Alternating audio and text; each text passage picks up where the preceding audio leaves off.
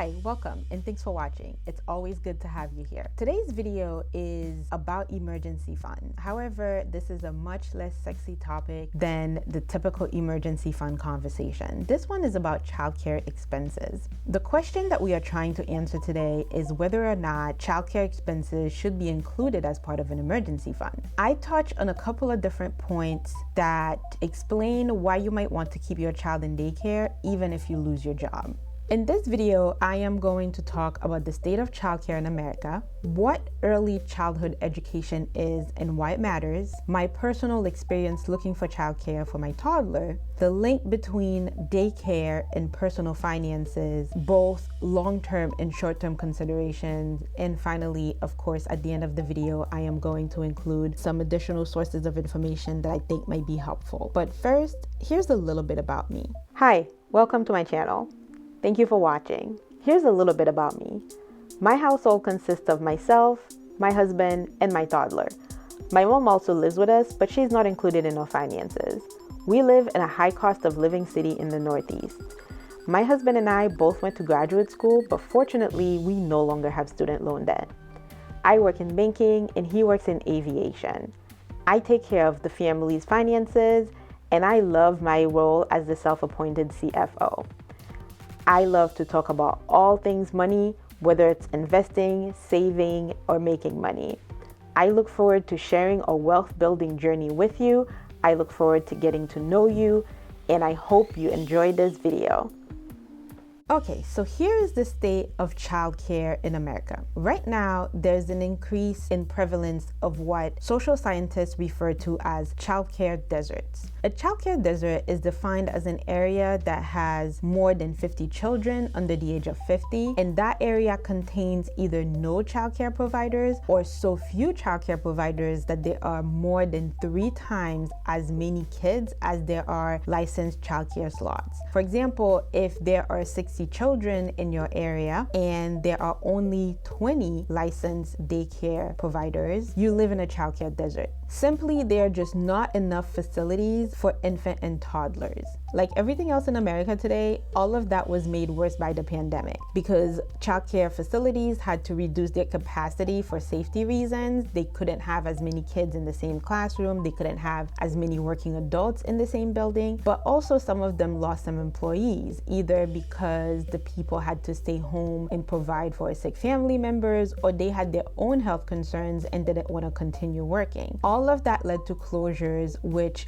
further strained the childcare industry, which was already struggling pre-pandemic. It's an astounding statistic to find out that some states only have enough childcare for 1 in 5 children under the age of 5. And the lack of childcare really has a huge implication for half of the population. If you are enjoying this video so far, don't forget to hit the like button so the algorithm knows that it's good. And of course, subscribe for more content. If you think any of the information that I provide here might be helpful to somebody else, be sure to share it with them.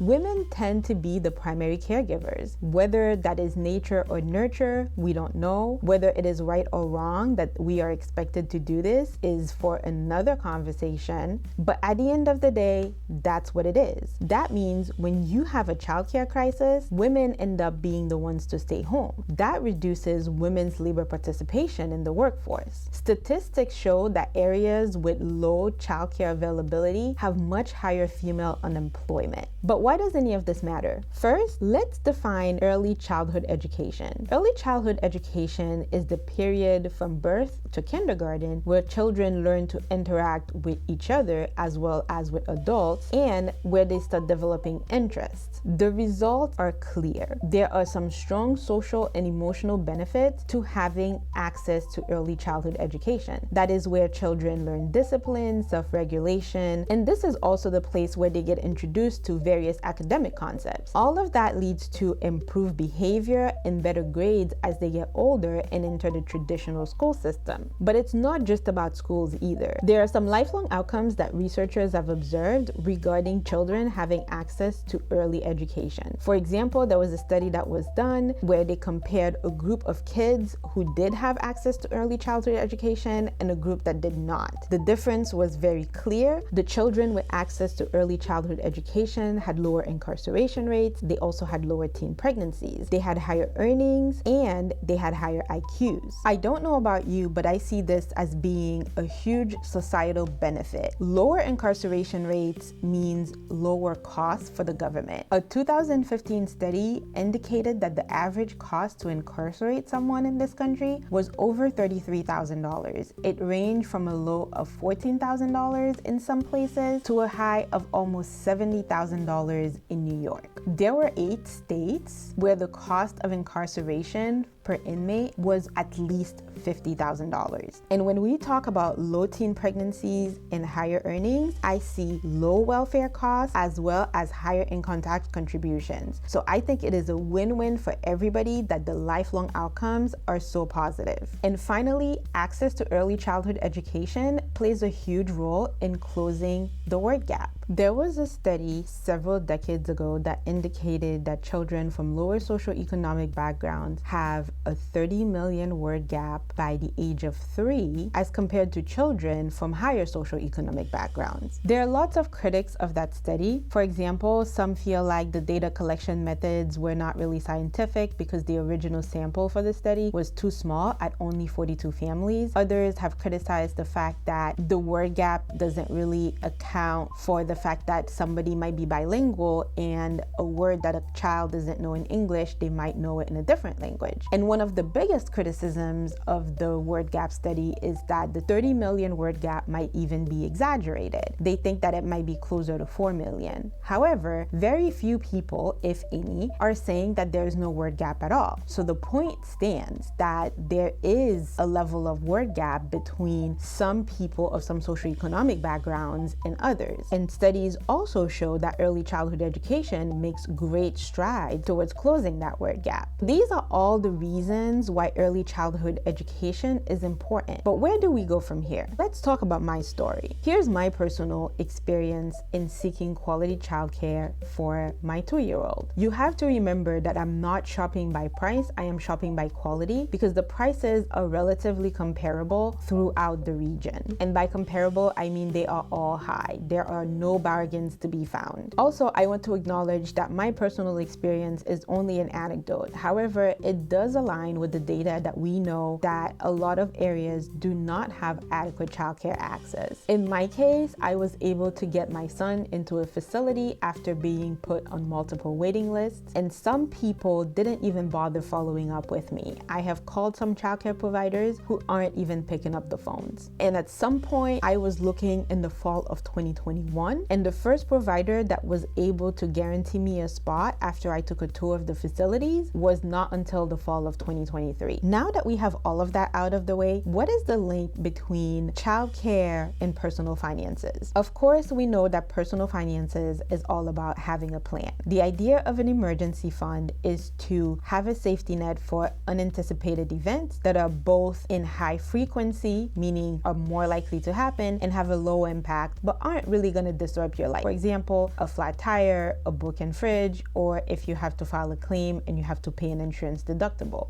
But also, having an emergency fund is about preparing for the low frequency but also high impact events that might happen in your life. Preparing for things that are not really likely to happen, but if they do happen, they have a really high impact. For example, if you lose your job or if you fall ill. The conventional recommendation is to have approximately 3 to 6 months of liquid assets in order to be able to cover your bills. After the 2008 Great Recession and following the COVID-19 pandemic, which has seen people be out of work for an extended period of time and being at home longer than anticipated, some personal finance experts that are more on the conservative side, like Susie Orman or even Clark Howard, are recommending 6 to 9 or even up to 12 months of expenses. The exact amount is based on your budget and your discretionary spending. You might have what you think is 6 months, but if you cut some items, you might be able to stretch it out to 9, or even 12 months. But the question is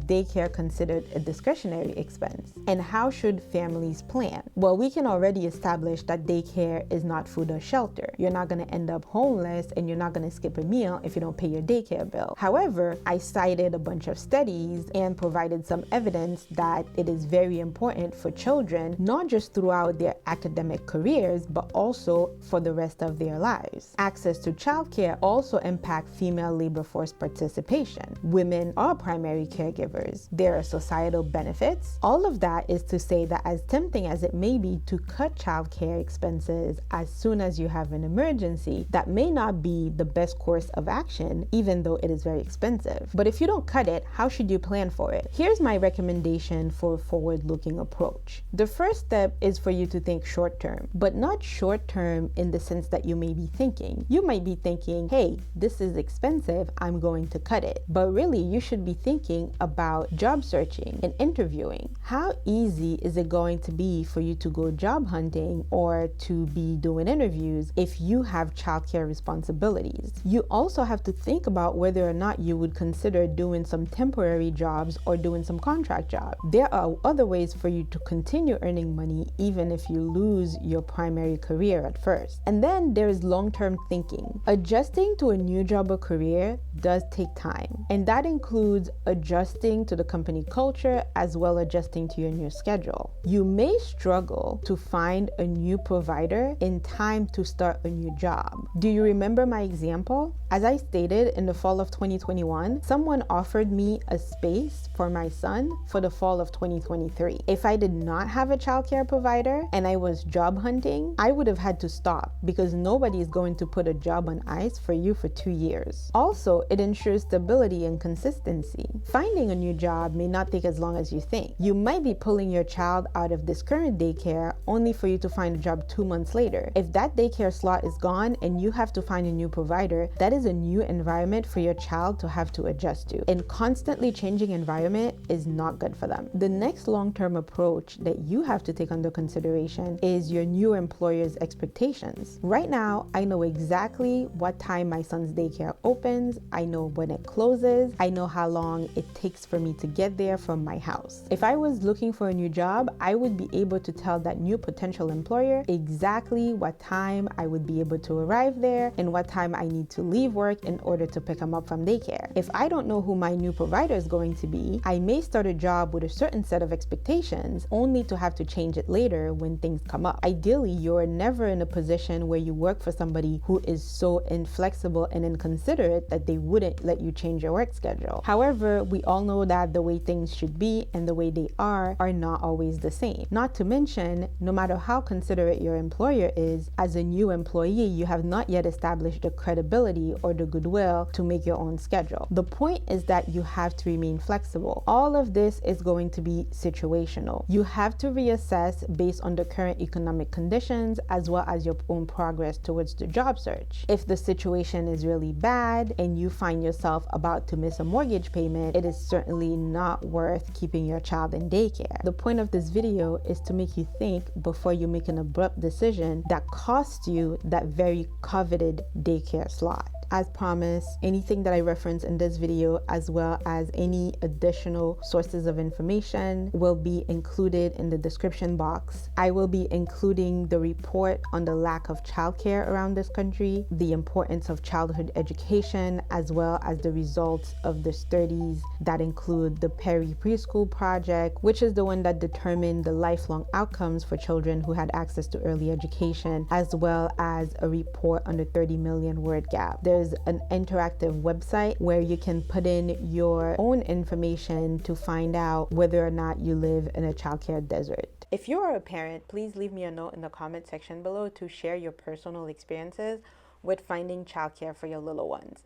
If you're comfortable, you can also share how it's impacting your personal finances. If you don't have kids, how is this impacting your decision to have kids? Are you doing some extra planning, or are you seeing this as a potential hindrance to your personal finance journey and considering not having kids altogether? Leave me a note in the comment section below, and I look forward to hearing from you. I would like to continue sharing my thoughts on all things money with you. So I would appreciate it if you could help out the channel by liking this video and sharing it with anyone you think might benefit from it. If you want to see more content, be sure to subscribe and hit that notification bell so you can know when new videos come out. I'll see you in the next one.